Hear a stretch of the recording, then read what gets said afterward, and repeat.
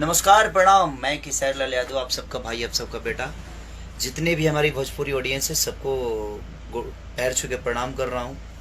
और जितने भी हमारे बुजुर्ग हैं जो मुझे अपने बेटा से भी ज़्यादा मानते हैं, गोड़ लगता नहीं सबके।